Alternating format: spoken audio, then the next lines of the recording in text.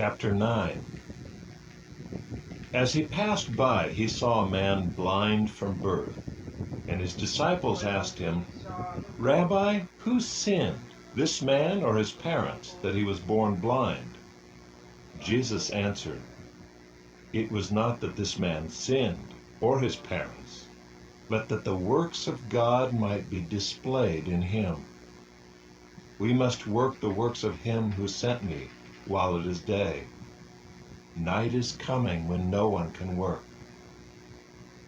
As long as I am in the world, I am the light of the world." Having said these things, he spit on the ground and made mud with the saliva. Then he anointed the man's eyes with the mud and said to him, "Go, wash in the pool of Siloam," which means sent. So he went and washed and came back seeing. The neighbors and those who had seen him before as a beggar were saying, "Is this not the man who used to sit and beg?" Some said, "It is he." Others said, "No, but he is like him." He kept saying, "I am the man." So they said to him, "Then how were your eyes opened?"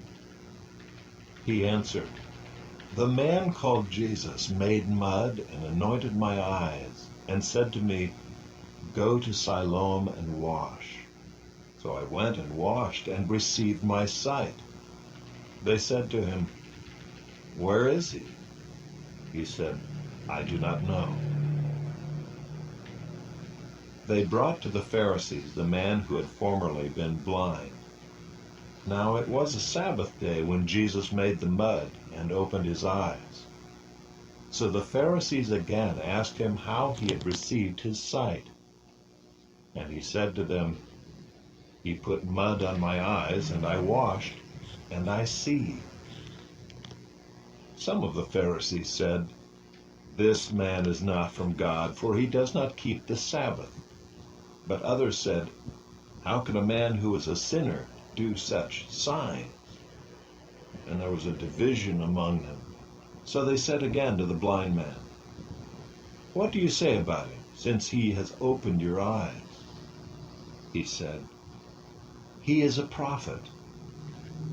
The Jews did not believe that he had been blind and had received his sight, until they called the parents of the man who had received his sight and asked them, "Is this your son, who you say was born blind? How then does he now see?"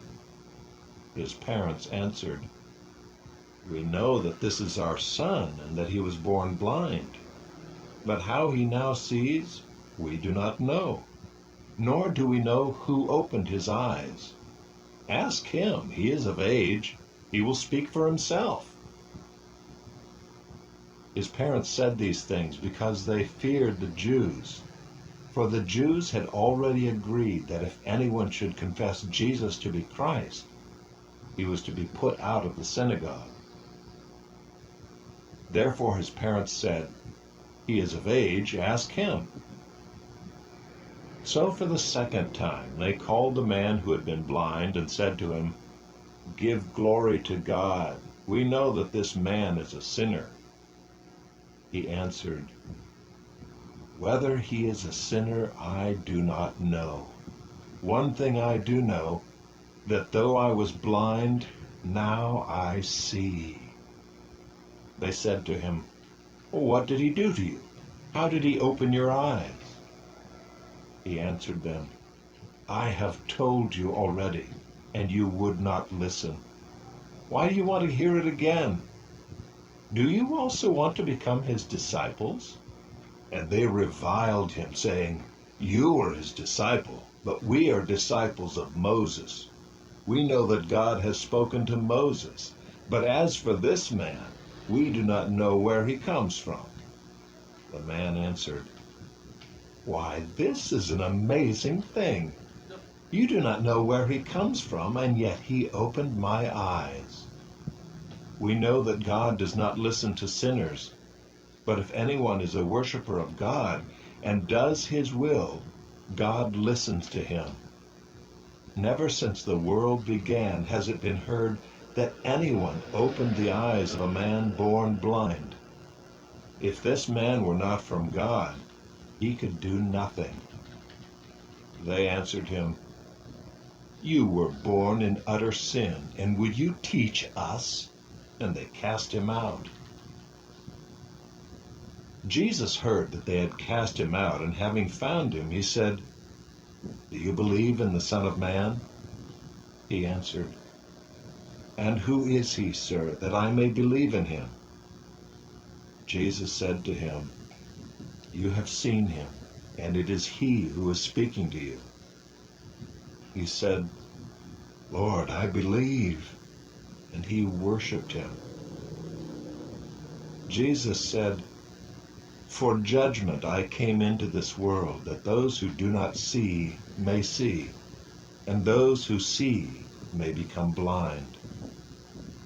Some of the Pharisees near him heard these things and said to him, "Are we also blind?" Jesus said to them, "If you were blind, you would have no guilt. But now that you say, 'We see,' your guilt remains."